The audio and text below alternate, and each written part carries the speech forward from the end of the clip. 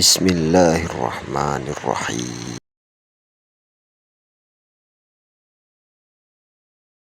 Jadi sedekah itu merupakan sebuah program hidup. Dan subhanallah, dengan sedekah ini terbuka luar biasa pintu-pintu yang tidak masuk di akal kita sudah, gitu kan? Kalau mau pakai hitung-hitungan manusia, mau pakai sistem-sistem kapitalis dan non muslim sekarang ini nggak nyambung sudah. Susah sekali. Gitu kan? Karena bagi mereka mengeluarkan berarti secara matematika berkurang, kan gitu. Kalau kita tidak, Nabi SAW mengatakan dalam hadis sahih riwayat Imam Ahmad, demi zat yang ubun-ubunku dalam genggamannya, tidak ada harta yang berkurang karena sedekah, nggak ada. Dan tidak ada seorang hamba yang bertawadhu, merendah karena Allah, kecuali Allah akan muliakan dia, gitu kan? Jadi memang penyampainya jelas konsepnya. Jadi sedekah itu membuka pintu rezeki, rahasianya itu. Keluarkan akan datang. Hadis Bukhari berbunyi, ya bena Adam, kata Nabi SAW, Allah berfirman, ya bena Adam, anfik alaik. Wahai anak Adam, berinfak dulu di jalanku, baru aku bukakan.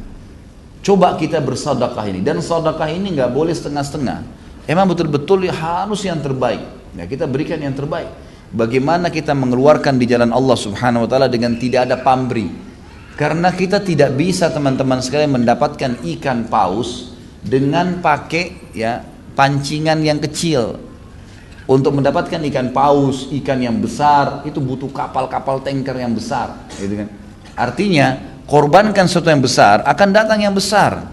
Dan Allah Subhanahu wa taala dengan kemahamurahannya, kita kalau keluarin 1 juta nih, Allah nggak balas 1 juta, enggak. Allah Subhanahu wa taala akan balas kita 100 juta. Lebih besar. Efek ibadah itu kalau kita kerjakan, balasannya berlipat-lipat. Kita sudah tahu balasannya 10 sampai 700 kali lipat. Ini bukan hanya dalam masalah pahala puasa, masalah sholat, tidak. Masalah sedekah itu pasti dijanjikan bisa 10 sampai 700 kali lipat yang dibalaskan. Itu sudah jelas. Tadi hadis berbunyi tidak akan berkurang harta karena sedekah. Kalau kita keluarkan sebagai ibadah, itu akan dibalas oleh Allah 10 sampai 700 kali lipat. Ini janji. Dan kita tahu innallaha la yukhliful mi'ad. Allah tidak akan pungkiri janjinya. Wa man asdaqu minallahi qila. Siapa yang lebih jujur daripada Allah dalam pernyataannya? Enggak ada. Ini janji. Ini ciri khasnya sahabat. Tahu betul janjinya Allah. Tahu betul apa yang disampaikan Nabi SAW benar. Enggak mungkin salah. Maka mereka terapkan dalam kehidupan mereka. Coba diperhatikan bagaimana perilaku-perilaku para sahabat pada saat mereka bersedekah. Mereka selalu memberikan yang terbaik. Bahkan yang mereka berikan itu minimal sama dengan apa yang tertinggal di hartanya. Jadi misalnya mengeluarkan setengah harta, itu minimal perilaku mereka itu. Jadi ada yang mengeluarkan sampai seluruh hartanya dikeluarkan. Ada yang mengeluarkan minimal setengahnya. Ini luar biasa nih. Mereka selalu melakukan perbuatan tersebut dengan keyakinan ini tidak akan berkurang harta karena bersedekah. Allah Subhanahu wa taala akan mengembalikan kepada kita berlipat-lipat ganda, dan diantaranya bukti nyata Abdurrahman bin Auf. Abdurrahman radhiyallahu anhu pada saat tiba perang Badar, beliau sempat bersedekah dengan 2000 dinar. Dan pada saat itu Abdurrahman di perang Badar masih baru memiliki harta 4000 dinar dikatakan. Jadi seluruh uang yang dia miliki itu 4000 dinar. 1 dinar ini teman-teman sekalian kalau kita kurskan di hari sekarang sekitar 1.600.000. 1 dinarnya, gitu kan? Ini subhanallah kurang lebih nilainya itu 32 miliar. Keluarkan di jalan Allah setengah yang kita milikin. Gini ada deh contoh rasional, teman-teman coba kalau pas lagi di kantongnya sekarang ada 50.000 dua. Anggaplah uang 50.000 satu utuh, yang 50.000 kedua itu ada pecahan 10.000, 5.000, 1.000. Kemudian lewat celengan masjid, lewat fakir miskin, kira-kira yang mana antum keluarkan? Hah? Kira-kira bisa nggak, mampu nggak melawan jiwa kita untuk menarik yang 50.000 utuh, bukan pecahan, yang 50.000 utuh. Abdurrahman memberikan pelajaran kepada kita teman-teman sekalian, rasa yang ada secara eksternal dari tubuh dan perasaan yang ada internal dalam tubuh itu ditundukkan untuk Allah Subhanahu wa taala. Luar biasa. Jadi ini ditundukkan untuk Allah. Ini penting ya. Rasa takut, rasa suka, rasa sedih, rasa tunduk dan itu semua dikembalikan kepada Allah Subhanahu wa taala. Abdurrahman radhiyallahu anhu memiliki setengah harta dan masih baru menggalang ya usahanya. Maka yang dia keluarkan pada saat dipanggil jihad setengahnya. Langsung 2000 dinar pada saat itu dikeluarkan oleh Abdurrahman. Ia juga menyumbangkan pada saat ya waktu yang lain, yang paling sering dia lakukan adalah begitu dapat keuntungan, maka dia langsung, kalau kita sekarang mungkin mobil pick up ya, dia langsung menyiapkan 1 ekor unta, 3 ekor unta. Bahkan disebutkan dalam riwayat yang masyhur tentang beliau seringkali setiap dapat keuntungan pasti membeli unta. Unta itu dilengkapi dengan, kalau zaman dulu tuh memang dilengkapi ada unta khusus untuk mengangkat barang. Jadi penuh dengan perangkat-perangkatnya, ya, kantong-kantong dari kulit yang memang mengangkat barang-barang yang berat. Jadi nanti orang kalau beli, biasanya orang beli untahnya dengan beli juga barang-barang yang ada di atasnya. Kalau kita sekarang pick up dan semua perlengkapan barang dagangannya. Abdurrahman ini seringkali, gitu kan, begitu dapat keuntungan, dia tidak pikir menyimpannya, tapi dia membeli sampai 700 ekor unta. Dan 700 ekor unta ini memenuhi jalan-jalan Madinah dengan dagang-dagangannya. Setelah penuh ini, padat, macet gara-gara 700 untanya Abdurrahman memenuhi jalan Madinah.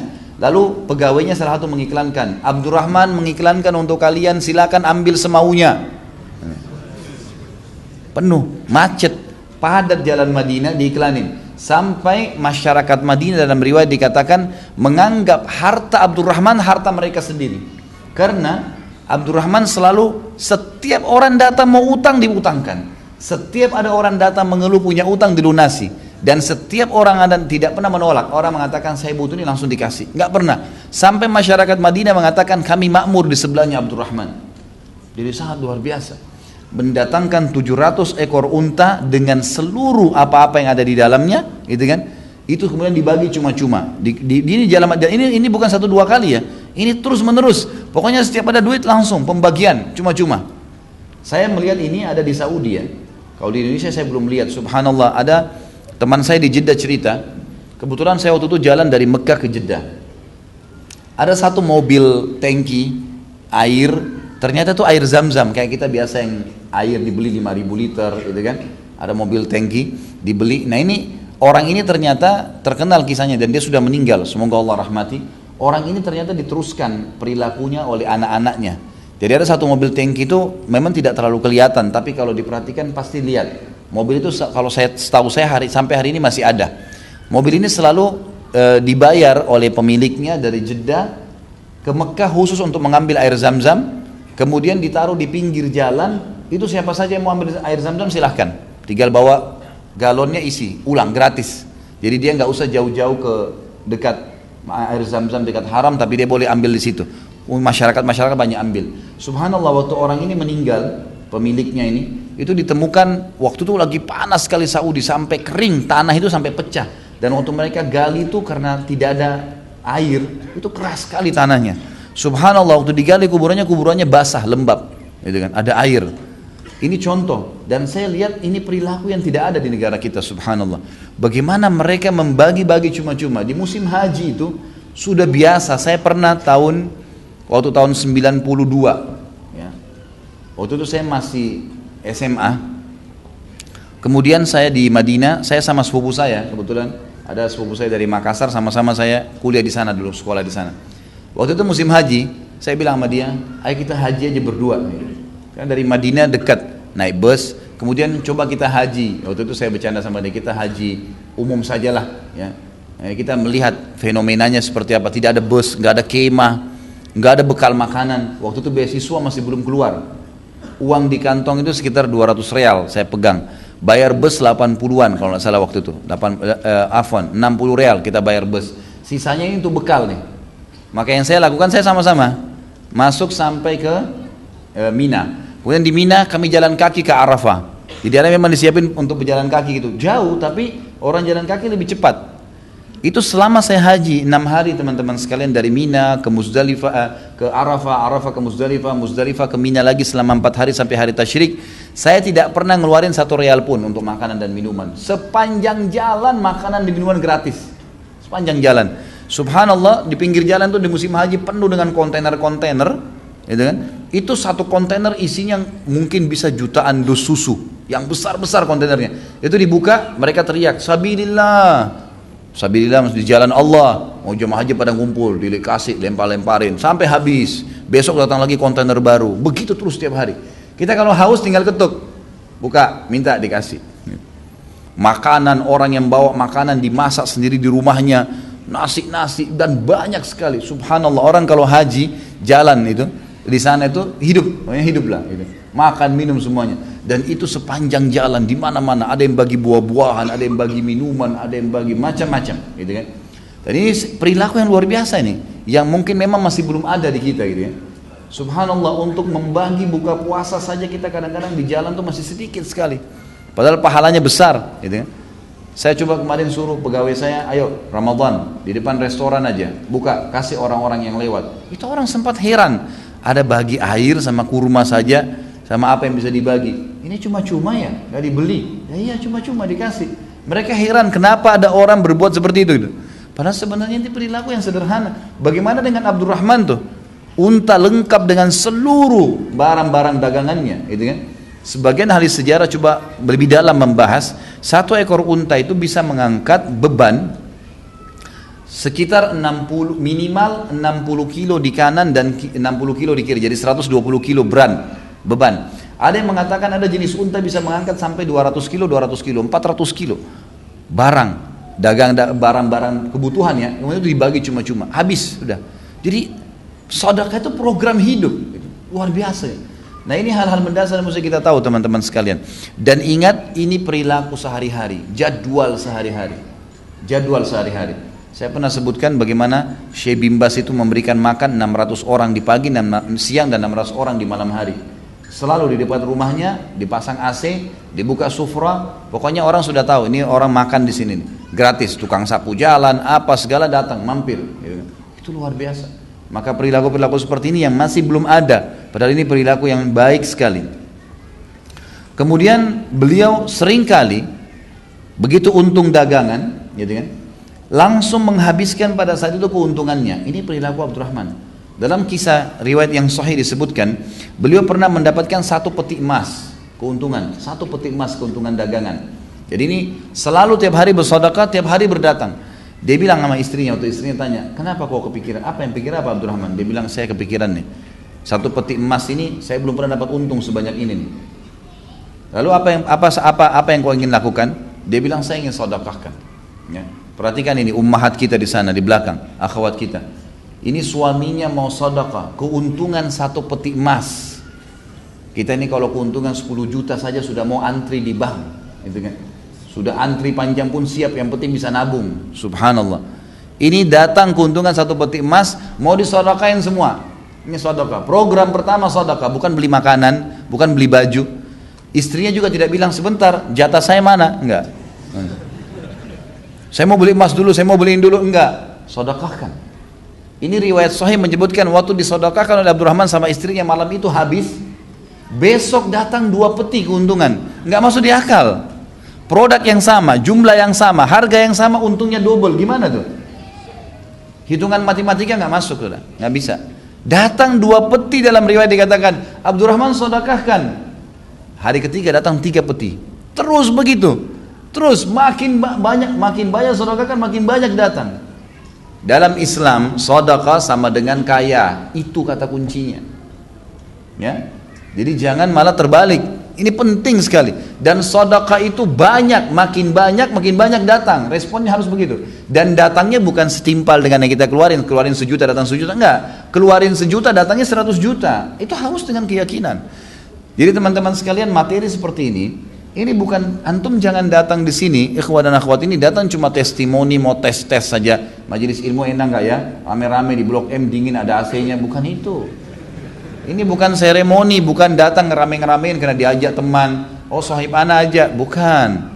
Ini untuk antum ambil pelajaran, pulang praktekin. Itu yang penting, berubah menjadi orang lebih baik. Dan ini manfaatnya, itu akan kita lihat langsung respon. Dan ini akan menambah keimanan ikhwah sekalian dan akhwat. Ini fakta lapangannya, dalilnya ada.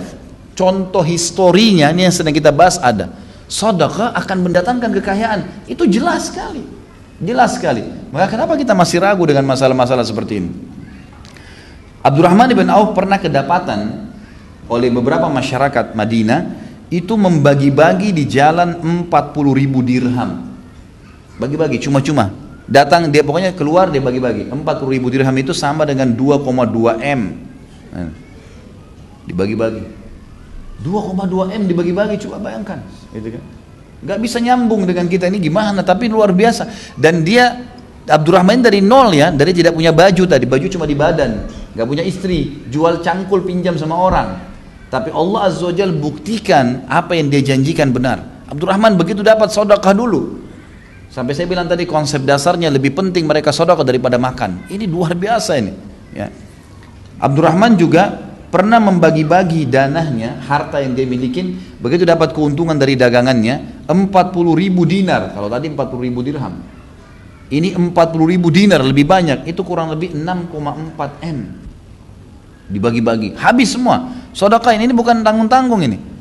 Coba antum sini yang hadir, sudah pernah sedekah 10 juta nggak? Nggak usah bicara 1 M, gitu kan. 10 juta yang kita anggap masih besar sekarang, pernah keluarin 10 juta langsung kasih ke orang? Dengan keyakinan Allah akan balas. Ini yang kita titik beratkan, gitu kan.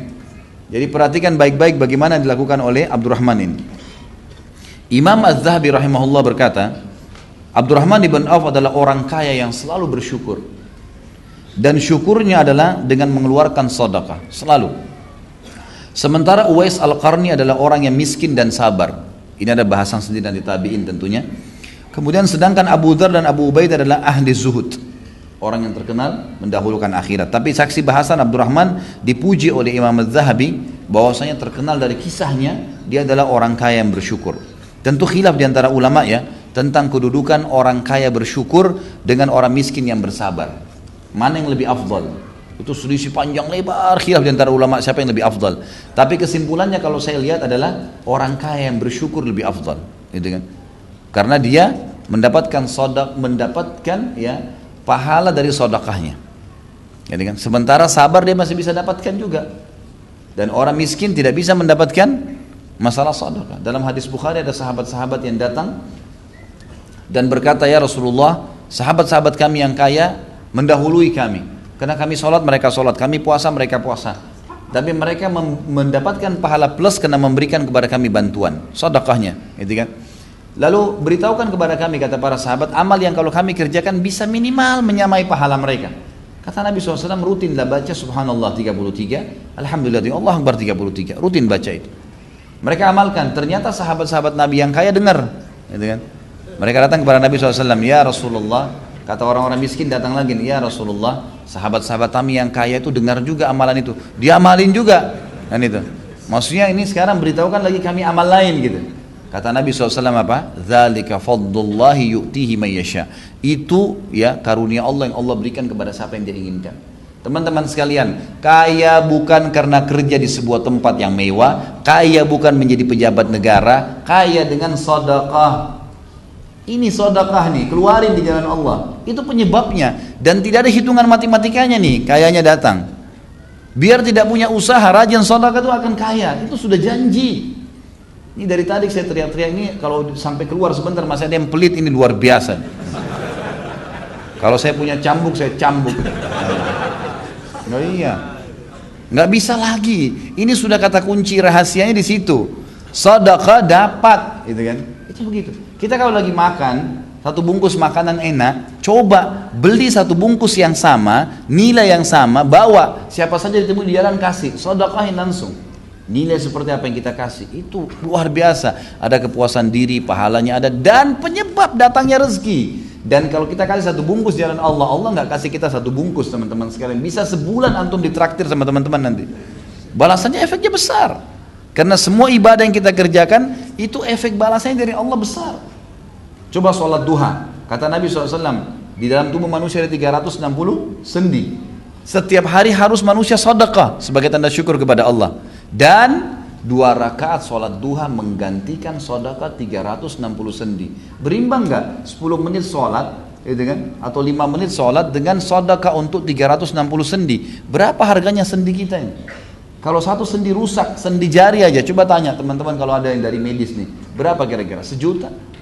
2 juta, 10 juta satu sendi. Ini baru sendi kecil, bagaimana kalau sendi semuanya? Anggap sejuta satu sendi. Kita harus sedekah 360 juta per hari. Tapi Allah ganti dengan 2 rakaat sholat duha. Nggak berimbang. Kalau sama Allah nggak ada hitung-hitungannya teman-teman sekalian. Nggak ada kalkulatornya sama Allah ini. Buang jauh-jauh hitungan antum yang biasa antum pakai di komputer, pakai di HP, itu jauh sama Allah, nggak ada itu.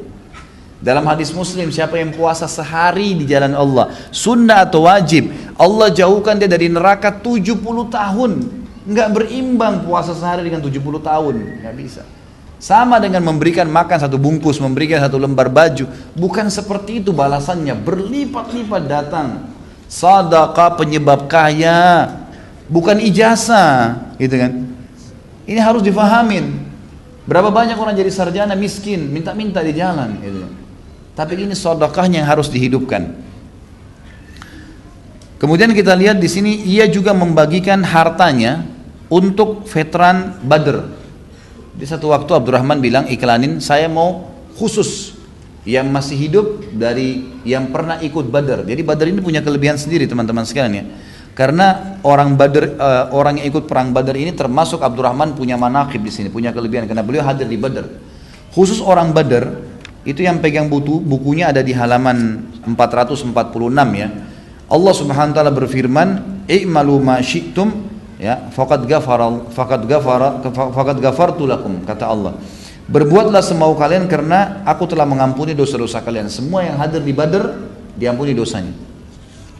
Kata sebagian ulama tafsir, walaupun ada orang yang pernah ikut Badr, setelah Badr dia bermaksiat asal dia tidak murtad, Allah langsung ampuni. Karena di zaman Umar bin Khattab pernah ada satu ahli Badr, itu subhanallah berjalan waktu, zaman khilafahnya Umar, tapi saya lupa namanya orang ini, masyhur kisahnya.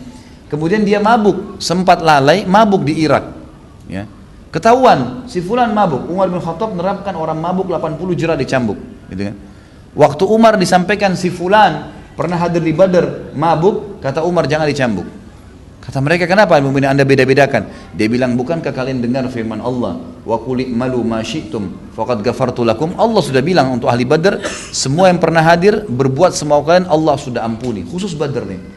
Maka Abdurrahman menganggap memang penting buat mereka nih, penting buat kedudukan itu. Apa yang beliau lakukan? Beliau iklankan semua veteran Badr akan dapat uang dari saya. Dan waktu itu dia mengeluarkan untuk ahli Badr sekitar 400 dinar maaf. 400 dinar ini kalau kita kali 1.600.000 kurang lebih 640 juta. Salah satu yang terhitung veteran Badr, walaupun dia tidak hadir, adalah Utsman bin Affan. Karena waktu Nabi SAW sedang Badr, Nabi SAW mengatakan ada saudara-saudara kalian di Madinah yang tidak ada kalian lewatin sebuah lembah, kalian menghadapi apapun, ya kecuali ikut dengan pahala bersama kalian. Karena mereka ditahan dengan uzur. Dan Nabi SAW yang menyuruh Utsman untuk tinggal mengurus istrinya Ruqayyah, anak Nabi SAW yang sedang sakit. Maka Nabi SAW pun pada saat pulang dari Badar menyendirikan ghanimah, harta rampasan perang buat Utsman. Waktu itu Utsman bin Affan kaya raya. Bahkan Utsman ini bersaing dengan Abdurrahman, sudah kita jelaskan di kisahnya. Kaya raya luar biasa dan juga karena luar biasa sedekahnya.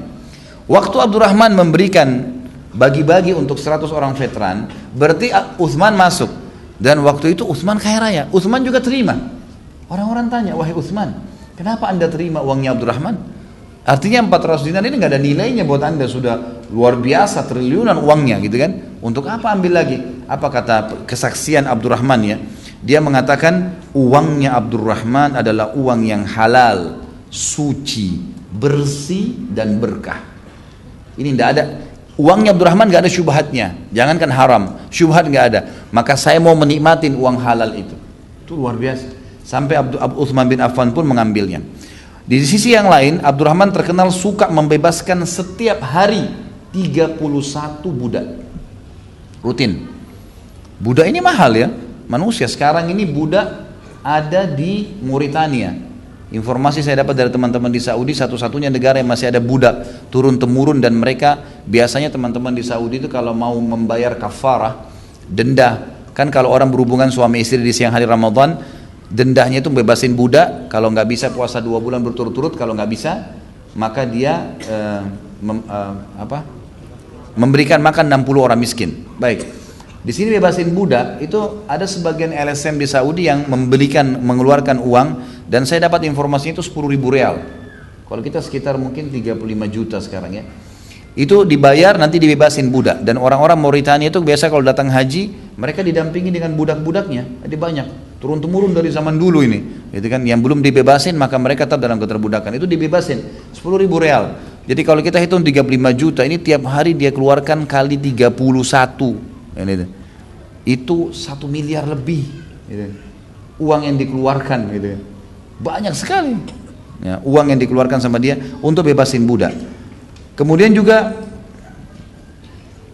ia pernah mengeluarkan waktu dipanggil untuk perang. Setiap peperangan pasti sumbangannya Abdurrahman ini besar sekali. Dan dia sampai mengeluarkan pada saat Nabi SAW memanggil perang Tabuk, beliau mengeluarkan 20 uqiyah emas. Dan juga beliau mengeluarkan bersama dengan 20 uqiyah emas itu 40 dinar. 40.000 dinar, maaf. Kemudian dia juga mengeluarkan 500 ekor kuda dan 1.500 ekor unta. Sampai waktu Abdurrahman bawa semua itu ke masjid, bayangkan 1.500 ekor unta ya, satu unta ini mahal sekali harganya. 1.500 ekor unta dibawa ya. Kemudian 500 ekor kuda, kemudian membawa 20 uqiyah emas. Ini uqiyah ini berat sekali sudah nilainya, ini sudah puluhan miliar. 20 uqiyah 20 uqiyah emas, kemudian dibawa juga uang sama dia 40.000 dinar. Waktu dibawa ke masjid, gitu kan, maka Umar bin Khattab sempat membawa waktu itu setengah hartanya, yang Abu Bakar membawa seluruh harta yang dia miliki pada saat itu, gitu kan. Maka yang dibawa oleh Abdurrahman lebih banyak daripada yang dibawa oleh Abu Bakar, padahal Abu Bakar ini membawa seluruh hartanya. Yang dia bawa sekarang ini, jumlah yang tadi saya sebutkan itu lebih banyak dari apa yang dibawa oleh Abu Bakar seluruh hartanya ke Nabi SAW. Dibawa banyak, 1.500 ekor unta penuh sekitar masjid dengan 500 kuda. Sampai Umar bisikin Nabi SAW, ya Rasulullah, kayaknya Abdurrahman ini sudah nggak tinggalin apa-apa buat keluarganya. Ditanya oleh Nabi SAW, wahai Abdurrahman, apa yang kau tinggalkan buat keluargamu? Dia mengatakan, ya Rasulullah, jauh lebih baik daripada ini. Masih jauh lebih baik dari ini, karena saya meninggalkan buat mereka persis seperti ini nilainya. Jadi hartanya dibagi dua. 1.500 unta itu berarti dia punya 3.000 unta, 500 kuda berarti dia punya 1.000 kuda, gitu kan. 40.000 dinar berarti dia punya 80.000 dinar. Itu semuanya. 20 uqiyah emas berarti dia punya 40 uqiyah emas. Itu semua dikeluarkan. Dan jadi lebih baik karena saya tinggalkan buat mereka berkahnya, gitu kan. Saya meninggalkan janji Allah pada mereka. Maka Nabi SAW mendoakan semenjak itu, mengatakan, semoga Allah Subhanahu wa taala memberkahimu di hartamu. Abdurrahman juga adalah penaung ummahatil mu'minin. Jadi ummahatil mu'minin ini, istri-istri Nabi SAW ini memang punya kedudukan sendiri seperti ibu kita. Jadi tidak boleh dinikahi yang itu.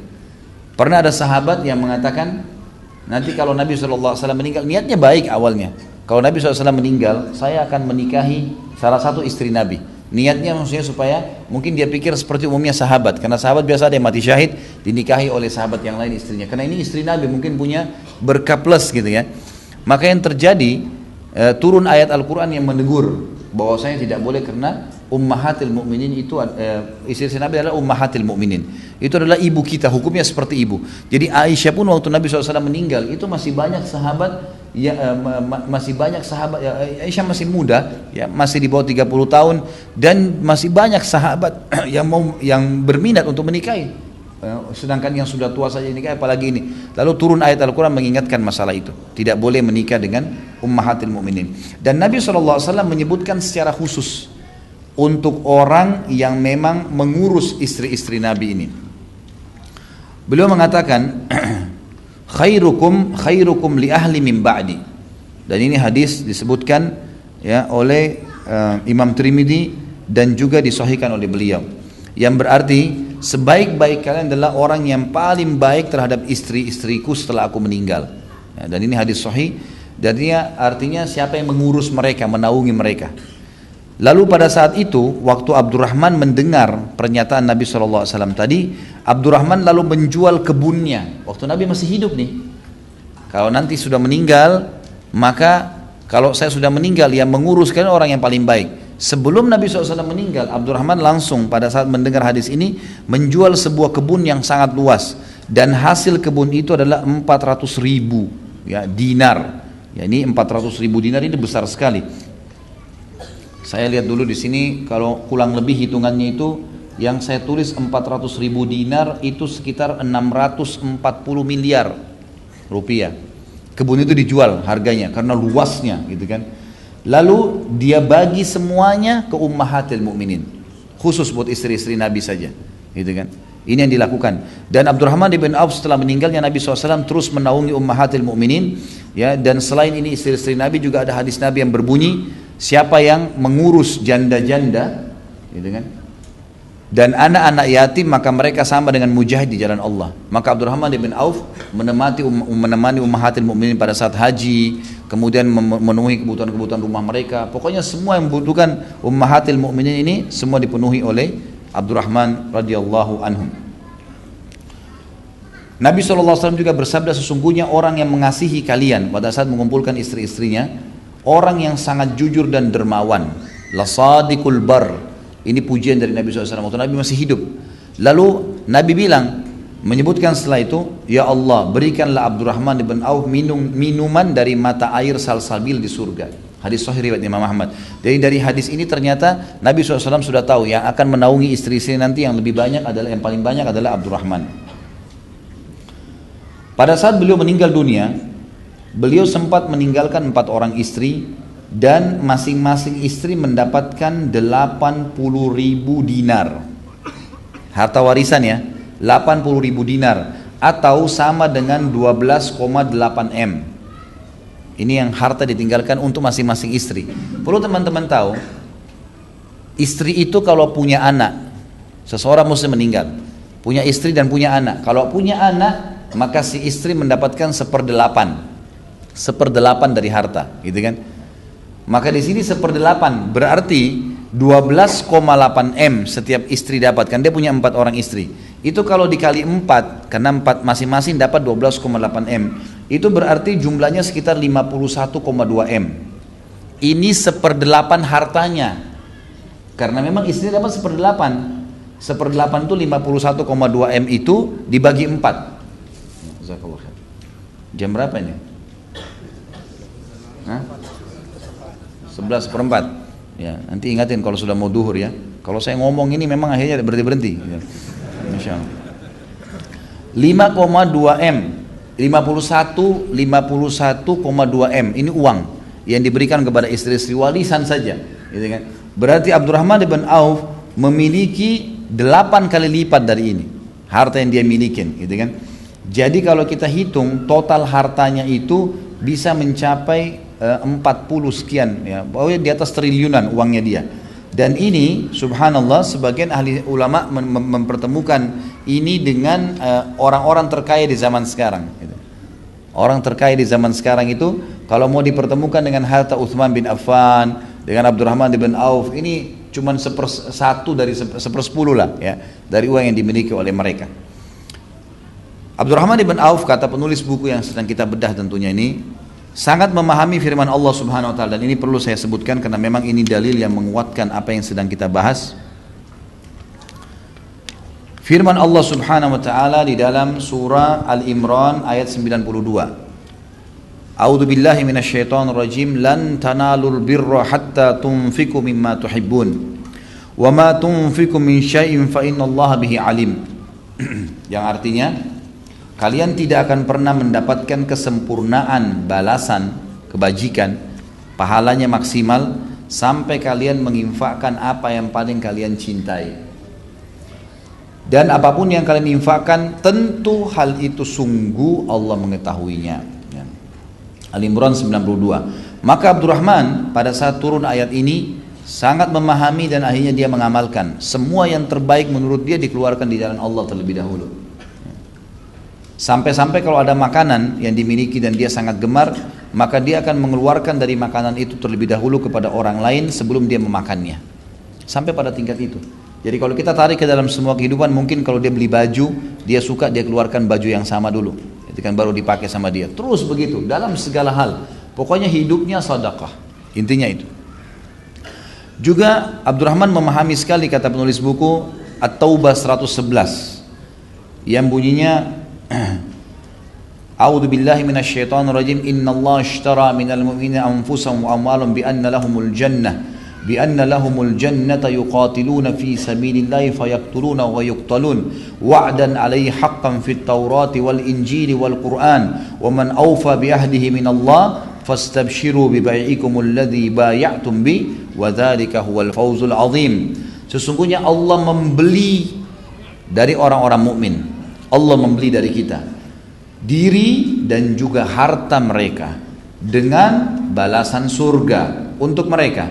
Mereka berperang di jalan Allah sehingga mereka membunuh atau mereka terbunuh sebagai janji yang benar dari Allah di dalam Taurat, Injil dan Al-Quran. Dan siapakah yang lebih menepati janjinya selain Allah? Maka bergembiralah dengan jual beli yang telah kalian lakukan itu, dan itulah kemenangan yang agung. Jadi kalau kita sedang sedekah, makna ayat ini adalah kita sedang bertransaksi dengan Allah. Maka Allah mengatakan bergembiralah ya bagi orang yang sedang melakukan transaksi itu dengan Allah Subhanahu wa taala. Ini kurang lebih gambaran tentang sedekah beliau. Tentu masih banyak yang lainnya, tapi mungkin ini keterbatasan saya dalam menangkap informasi. Yang jelas kita ambil pelajaran. Sedekah sama dengan kaya, gitu kan. Jadi ini bahasan yang sangat luar biasa yang harus dipraktikkan. Selanjutnya kelebihan yang keenam. Manaqib yang kelima, itu manaqib yang kelima tentang masalah sedekah. Manaqib yang keenam, beliau sempat menjadi kandidat khalifah 2 kali. Ya. Ini bukan cuma sekedar, ini bukan cuma kandidat lah sebenarnya. Memang dia sudah ditunjuk, jadi udah jadi khalifah sebenarnya gitu kan. Tetapi dianya yang menolak, subhanallah, menolak menjadi khalifah. Dan itu disebutkan yang pertama adalah riwayat pada saat Umar bin Khattab menunjuk 6 orang sahabat, dan ini sudah kita jelaskan di kisah Umar bin Khattab, menunjuk 6 orang sahabat yang masih hidup pada saat itu untuk ya membentuk tim memilih khalifah pada saat Umar bin Khattab meninggal. Ada Uthman, Ali, Talha, Zubair, ya, kemudian Sa'id bin Zaid, dan juga masuk situ Abdurrahman bin Auf. Maka pada saat itu Umar bin Khattab mengatakan, wahai Abdurrahman, kau pemimpinnya. Artinya kau pemimpin dari 6 orang. Ini ruangan, masuk. Ada ruangan di rumahnya Umar bin Khattab. Jangan keluar kecuali sudah ada 1 orang jadi khalifah pengganti saya. Kalau kalian keluar tidak tunjuk, semua saya penggal lehernya. Di Umar itu luar biasa, sangat tegas. Gak mau, karena dia sudah tahu dia akan meninggal. Waktu itu Umar bin Khattab memang memiliki lubang di perut beliau. Waktu beliau minum susu itu sempat keluar karena dalamnya lubang itu kan. Maka beliau menunjuk seperti itu. Dan kata para ahli sejarah, sebenarnya waktu Umar mengatakan dan kau wahai Abdurrahman pemimpinnya, itu isyarat dari Umar pilih dia sebagai khalifah. Tapi ternyata di dalam begitu masuk, apa kata Abdurrahman?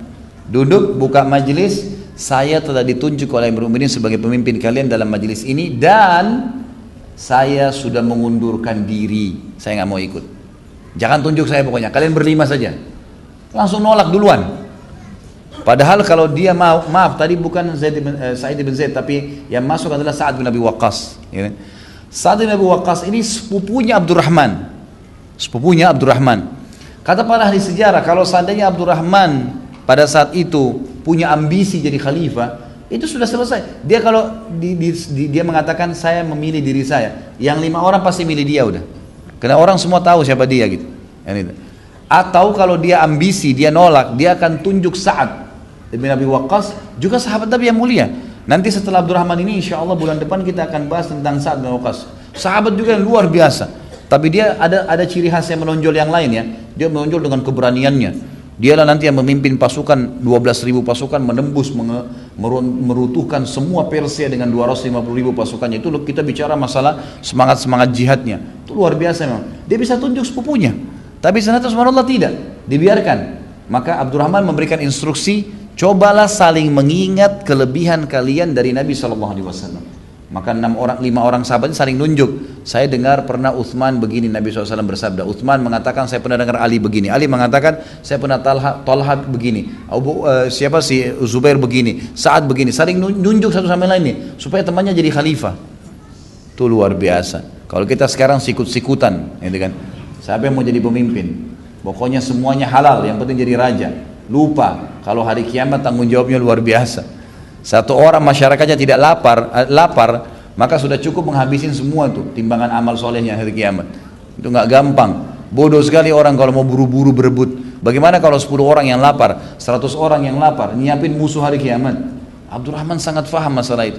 Dia tidak mau. Ya, dia mengangkat tangan. Bukan di sini berarti orang kalau jadi khalifah semuanya buruk, enggak. Tentu kalau dia bisa jalankan positif saja. Ya, kalau dia bisa maksimalkan dia dapat pahala. Tapi kalau tidak, maka bisa jadi bumerang buat dia.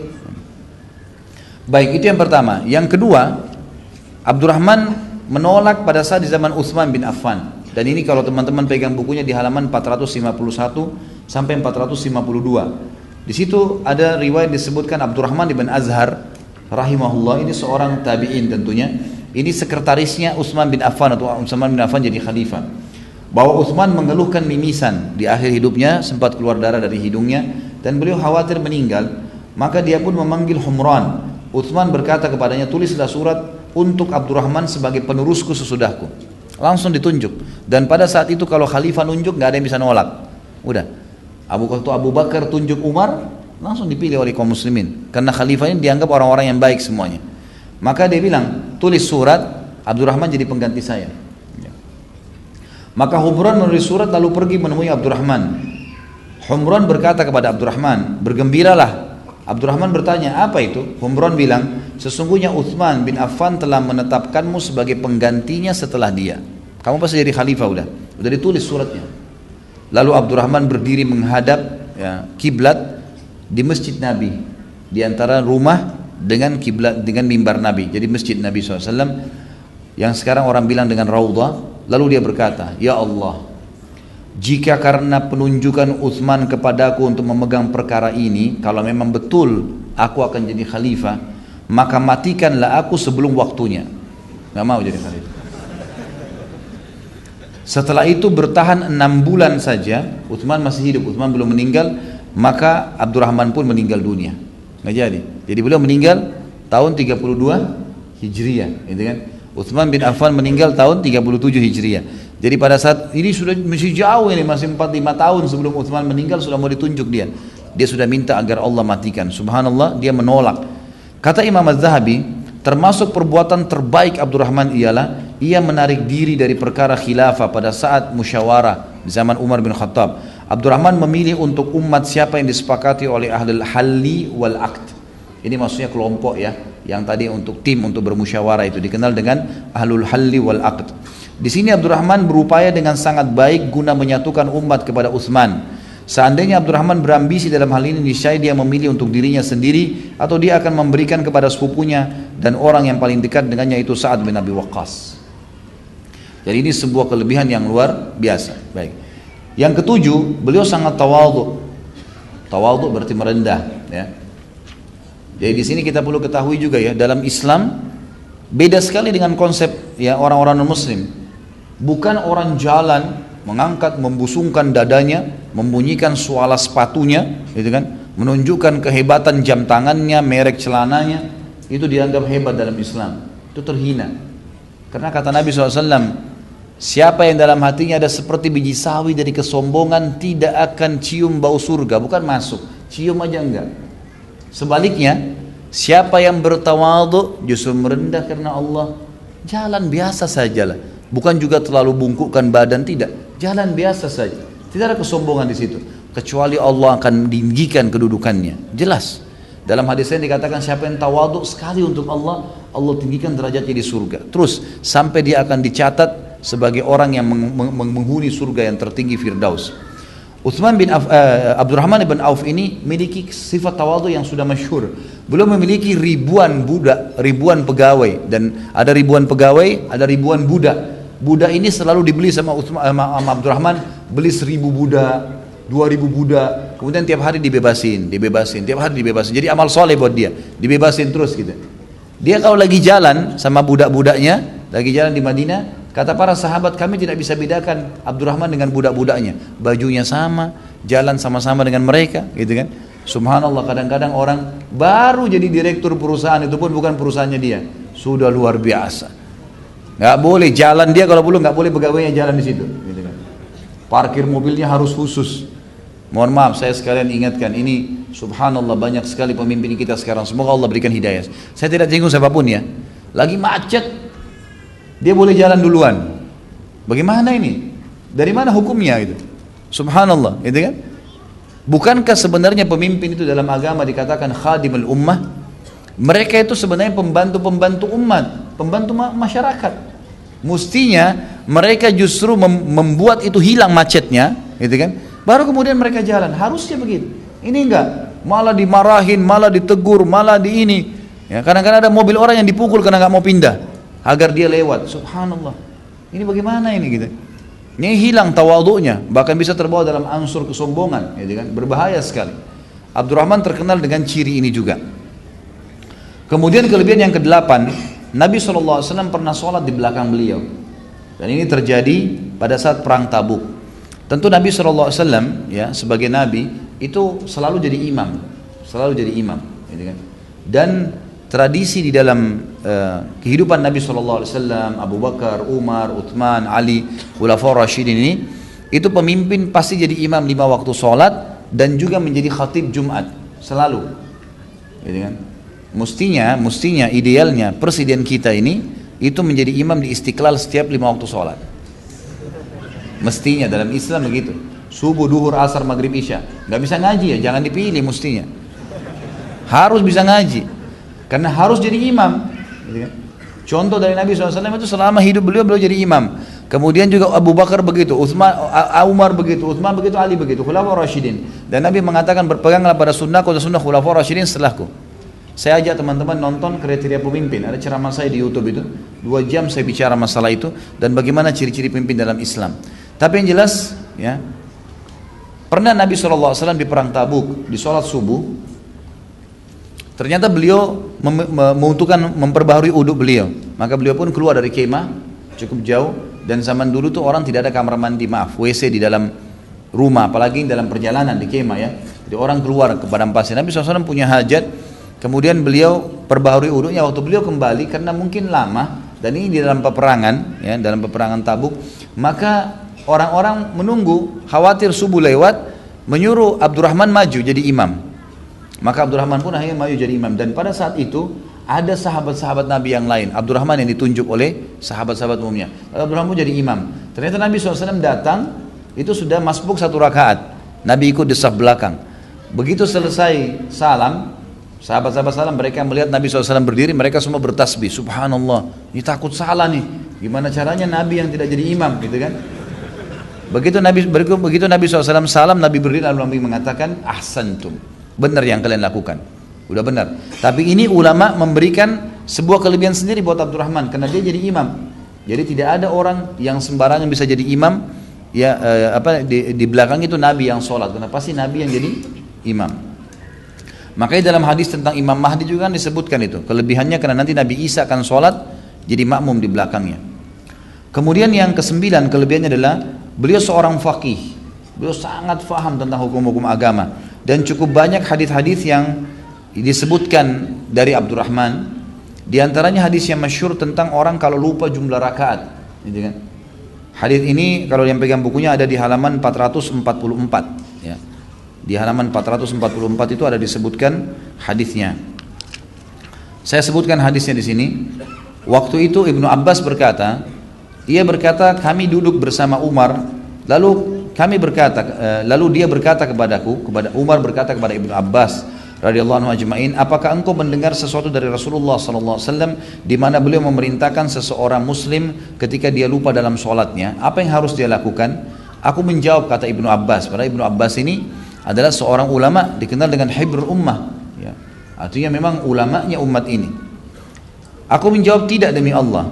Apakah engkau wahai Amir Mu'minin juga tidak mendengar saudara Rasulullah dalam hal ini? Maka kata Umar, tidak demi Allah. Jadi ini zaman Umar bin Khattab ya. Jadi dua sahabat ini dua-duanya belum tahu informasi tentang hadis orang yang kalau lalai sholat apa yang harus dia lakukan. Ibnu Abbas berkata radhiyallahu anhuma, ketika kami dalam keadaan demikian, bingung ingin mencari tahu tentang hadis Nabi ini, datanglah Abdurrahman bin Auf dan bertanya, kalian sedang apa? Umar menjawab, aku bertanya kepadanya ya. Lalu Umar menyampaikan ya, maksudnya di sini Abdurrahman bertanya dan Umar akhirnya menjelaskan. Abdurrahman menjawab, aku mendengar Rasulullah SAW memerintahkan sesuatu dalam hal ini. Umar bertanya, engkau di sisi kami adalah orang yang adil, apa yang engkau dengar? Abdurrahman menjawab, aku mendengar beliau bersabda, idza saha ahadukum fi salatihi hatta la yadri azada am naqas fa in kana syakka fil wahida fathintaini falyaj'alha wahida wa idza syakka fi thintaini aw thalath falyaj'alha thintain wa idza syakka fi thalath wal arba'a falyaj'alha thalathan hatta yakuna al wahmu fi ziyada thumma yasjudu sajdatain wa huwa jalisun qabla an yusallima thumma yusallim. Jika salah seorang dari kalian lupa di dalam sholatnya sehingga dia tidak mengetahui apakah dia menambah atau kurang atau lebih nih rakaatnya. Jika dia ragu apakah dia berada di rakaat pertama atau rakaat kedua, maka hendaklah dia menjadikannya rakaat pertama. 2 atau 1 nih, kembali ke 1. Ambil yang jumlah lebih sedikit. Jika dia ragu apakah berada di rakaat kedua atau ketiga, maka dia memilih yang kedua atau rakaat kedua. Jika dia ragu apakah di rakaat ketiga atau rakaat keempat, maka dia memilih rakaat ketiga agar keraguannya ada pada tambahan. Kemudian sujud sahwi 2 kali dalam keadaan duduk sebelum salam, lalu dia salam. Imam Az-Zahabi berkata, sekalipun para sahabat Rasulullah SAW adalah orang-orang yang adil, tapi sebagian dari mereka lebih adil dan lebih akurat daripada yang lainnya. Dalam kasus ini Umar bin Khattab merasa mantap dan lebih merasa cocok secara berita dengan Abdurrahman, dan ini disebutkan dalam riwayat Imam Ahmad. Kemudian selanjutnya hadis tentang janganlah kalian mencaci maki sahabatku, hadis yang masyhur. Sebab disebutkannya hadis ini atau sababul wurud adalah diantaranya disebutkan di halaman 447 ya.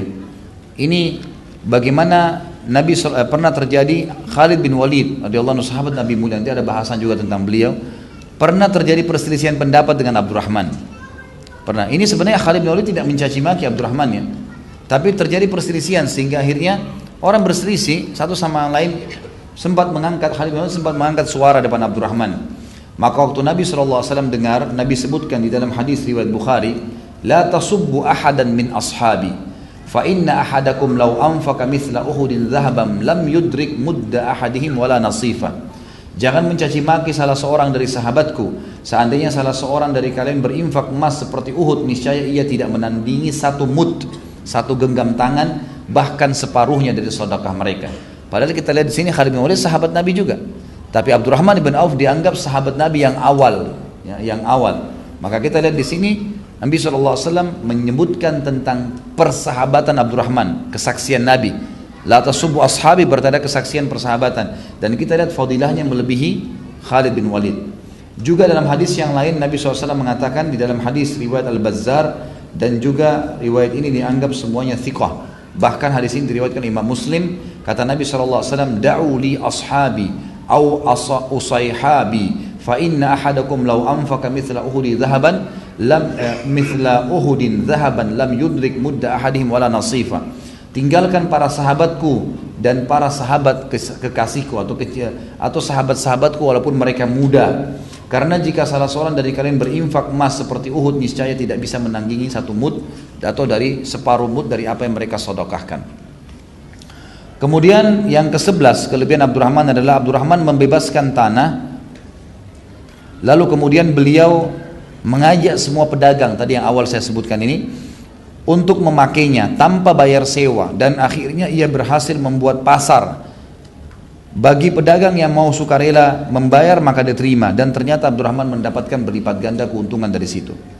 Yang ke-12, ia mewasiatkan seluruh hartanya dibagi bila ia wafat. Jadi beliau masih hidup sudah wasiatkan seluruh harta di jalan Allah. Maka Nabi SAW pada saat itu kedatangan Jibril, dan Jibril pun berkata, sampaikan salam Allah untuk Abdurrahman. Ini luar biasa. Allah Subhanahu wa taala mengirim salam buat Abdurrahman kepada Nabi SAW, dan kembalikanlah hartanya, karena Abdurrahman sudah bilang semua harta saya ini buat jalan Allah. Kembalikan hartanya padanya dan sampaikan bahwasanya Allah telah menerima sedekahnya dan ia boleh mengelola hartanya semaunya. Jadi subhanallah, masih hidup dia sudah niat semua untuk Allah. Maka dengan itu, karena wahyu masih ada, Allah subhanahu wa ta'ala sudah menerimanya. Kemudian juga pernah dalam waktu yang lain Abdurrahman mendapatkan salam yang kedua dari Allah langsung melalui wahyu. Salam dari Allah ini ya, dan jaminan surga setelah ia minta kafilah dagangnya yang datang dari negeri Syam didoakan oleh Nabi SAW. Jadi pernah kafilah dagangnya datang, lalu Abdurrahman ingin kafilah dagangnya semuanya dibagikan untuk muslimin. Tapi sebelumnya dia mengatakan, ya Rasulullah, doakan kafilah saya ini. Maka Nabi SAW pun mendoakan pada saat itu. Jadi seluruh kafilah dia datang, tapi tidak disebutkan berapa jumlah kafilahnya. Tapi satu kafilah ini terdiri minimal dari 3 ekor unta. Maka Jibril datang dan mengatakan, sampaikan hai Muhammad salamnya Allah untuk Abdurrahman dan katakan kepadanya dia termasuk telah mendapatkan jaminan surga karena niatnya ini. Niat saja mengeluarkan apa yang dia inginkan. Kemudian juga Abdurrahman adalah seorang dai. Ini kelebihan yang ke-14. Ya, tadi yang ke-13 salam yang lain lagi dan jaminan surga. Yang ke-14 masuk Islamnya masyarakat Daumatul Jandal. Ya, ini setelah Nabi SAW mengutus pasukan di sana dan mengepung kurang lebih kalau tidak salah sebulan. Ya, kalau saya salah saya bersifat kepada Allah, tapi kurang lebih sebulan ya dikepung oleh pasukan Nabi SAW dan tidak berhasil menembusnya karena Daumatul Jandal ini ada suku di sana yang jumlah personilnya itu sampai 100.000 orang. Maka pada saat itu Nabi SAW mengutus Abdurrahman bin Auf dan berkata padanya, siap-siaplah oleh Abdurrahman dan pergilah ke sana. Maka subhanallah dengan keikhlasan dan ketulusannya dia datang, kemudian dia mendakwahi mereka 3 hari. Bukan cuma mereka menyerahkan diri, tapi mereka malah masuk Islam. Dan Abdurrahman sempat menikahi anak kepala suku yang ada di situ. Kemudian yang terakhir adalah janji Allah subhanahu wa ta'ala melalui mimpinya. Abdurrahman mimpi bahwasanya dia telah diberikan kebahagiaan memang dari masih di perutnya ibunya. Dan ini kalau teman-teman pegang bukunya, itu ada di halaman pertama di kisah Abdurrahman ini. Kisah panjang lebar di mana beliau mengatakan pada saat beliau tidur, beliau mimpi, kemudian melihat di dalam mimpinya ada 2 malaikat yang datang. Kemudian 2 malaikat ini sempat memegang tangan Abdurrahman dan berkata, bawalah orang ini untuk dihakimi di depan Allah yang Maha Perkasa. Lalu kemudian datang malaikat yang lain berkata, lepaskanlah dia, karena sesungguhnya orang ini telah dijamin oleh Allah subhanahu wa ta'ala diberikan pengampunan dan kebahagiaan selama dia atau semenjak dia masih di rahim ibunya. Dan karena Abdurrahman adalah orang yang terpercaya, maka pegangan atau riwayat ini dipegangi oleh para ulama. Kemudian sebagai penutup teman-teman sekalian adalah saatnya kita berpisah dengan beliau radhiyallahu anhu.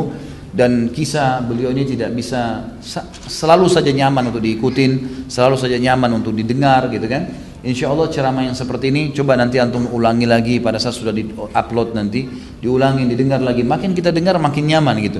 Saya bolak-balikan buku ini subhanallah sudah berulang kali dan saya kumpulkan data-data tambahan tadi. Kalau teman-teman pegang bukunya itu memang ini yang kita bedah asasnya, tapi cukup banyak informasi yang saya datangkan dari sumber-sumber yang lain. Itu selalu saja kita mendapatkan ketenangan hati, tambahan iman karena kisah yang luar biasa. Pada saat beliau meninggal dunia radhiyallahu anhu, dalam kondisi beliau sakit gitu kan, dan ini bukan karena perang. Sa'ad ibn Ibrahim berkata dari ayahnya, ia berkata, aku melihat Sa'ad ibn Abi Waqqas. Nanti insyaAllah pertama kali kita bahas orang ini yang sangat mulia dalam peperangan. Beliau berdiri pada jenazah Abdurrahman bin Auf, dan beliau sebelum mengangkat gerandahnya beliau sempat mengatakan, sungguh sebuah gunung telah pergi. Maksudnya ini orang yang luar biasa ya, seperti gunung yang luar biasa sudah hilang. Lalu Ali bin Abi Thalib, Ibrahim bin Sa'ad juga berkata dari ayahnya, dari kakeknya, bahwasanya ia berkata, Ali bin Abi Thalib sempat berkata pada saat melihat Abdurrahman wafat, pergilah wahai ibnu Sa'ad ibnu Auf, sesungguhnya engkau telah mendapatkan kejernihan kehidupan dan engkau telah mendahului kekeruhannya. Maksudnya engkau pasti akan mendapatkan yang terbaik nanti di akhirat sana. Allahu a'lam. Jadi ini yang kita bisa dapatkan atau pelajari, insyaallah mudah-mudahan bermanfaat. Dan semoga saja seluruh apa yang sudah kita lalui dari umur-umur kita ini diampuni oleh Allah kalau ada salah-salah, dan juga diberkahi sisa umur yang ada sehingga seluruh amal yang akan kita kerjakan diterima, dan juga semua muslimin yang masih sakit disembuhkan penyakitnya, semua yang terlilit utang dilunasi utangnya, dan semua ya kita yang hadir di sini diberkahi hidupnya insyaallah, dan juga ya dimudahkan untuk bisa mengamalkan hukum-hukum Allah, dijadikan orang-orang mukmin yang kuat secara fisik, yang kuat secara iman, sempurna secara keyakinan, dan juga diberikan kekayaan karena rajin bersedekah di jalan Allah subhanahu wa ta'ala. Dan tentu seperti biasa insya Allah kita akan lanjutkan pertanyaan setelah sholat duhur nantinya. Karena melihat waktu teman-teman juga mungkin butuh berwudu, akan saya buka sesi tanya jawab setelah itu. Dan kita berdoa sebagai penutup, semoga Allah SWT memberikan kemenangan saudara-saudara kita di Palestina, di Syria, di Yaman, di Irak, di Myanmar, dimanapun mereka berada. Allah ikhlaskan niat-niat mereka, Allah kokohkan telapak-telapak kaki mereka, dan juga Allah berikan kemenangan Islam di tangan mereka, dan Allah partisipasikan kita bersama mereka di pahala, baik dengan doa, dengan harta, dan juga dengan jiwa kita. Dan semoga Allah dengan kemahamurahannya menyatukan kita di surga firdausnya bersama para sahabat-sahabat yang mulia yang telah mendahului kita tanpa hisab dengan izin Allah, yang semua yang hadir di sini, dan juga kedua orang tua kita. Mungkin begitu. Subhanakallahumma wa bihamdika asyhadu an la ilaha illallah astaghfirullah wa atubu ilaik. Wassalamualaikum warahmatullahi wabarakatuh. Assalamualaikum warahmatullahi wabarakatuh. Alhamdulillah, wassalatu wassalamu ala Rasulillah. Segala puji bagi Allah Subhanahu wa taala, juga salawat dan taslim besar Muhammad sallallahu alaihi wasallam.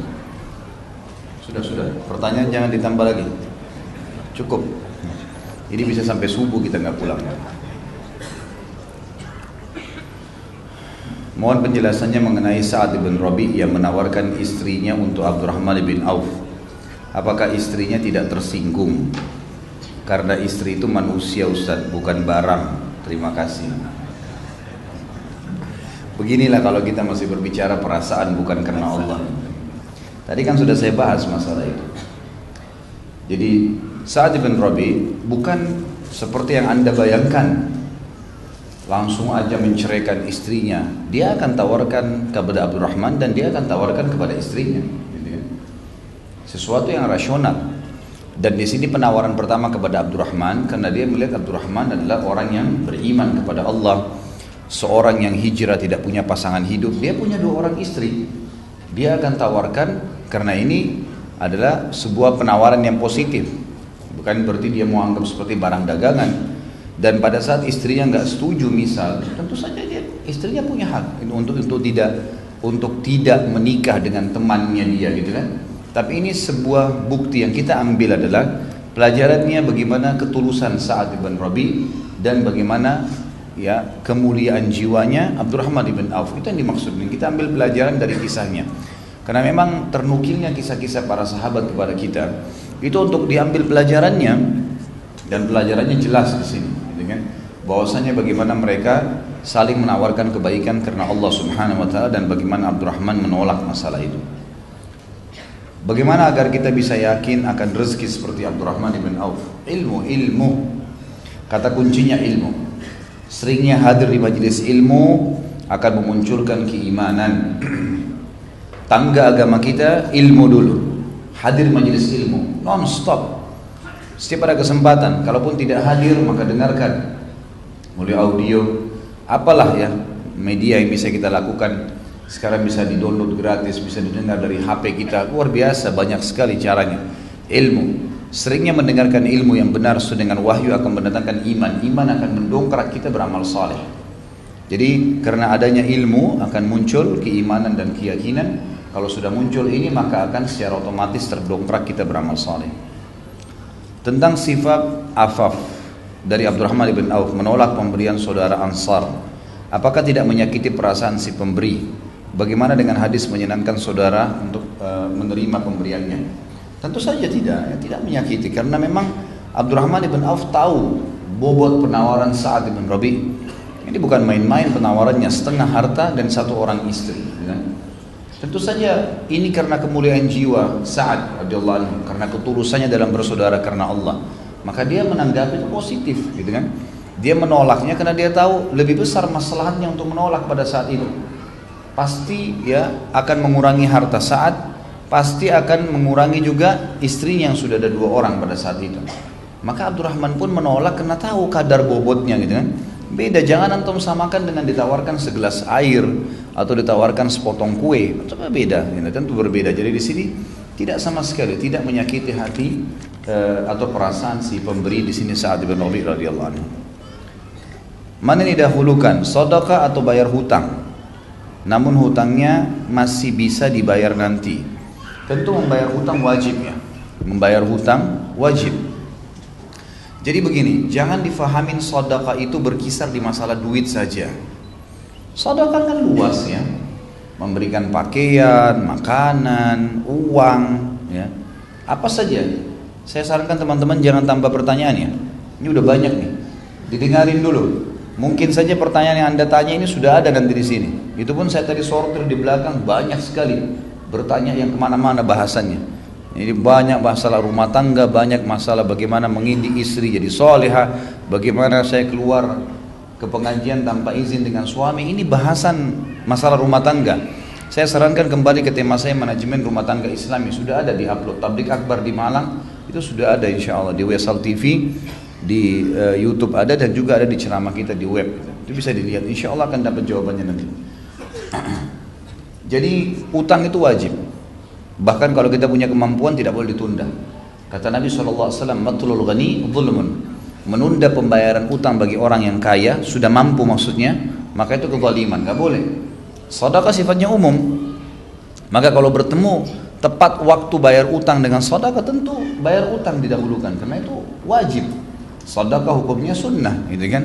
Sedekah misalnya, dan sedekah ini jangan selalu dipertemukan. Jadi jangan dipertemukan antara ibadah sama ibadah. Misal ada orang pernah bertanya kepada saya, Ustaz, saya dahulukan bayar utang Ramadan atau saya puasa 9 hari di awal bulan Zulhijjah? Saya bilang jawabannya jangan dipertemukan keduanya.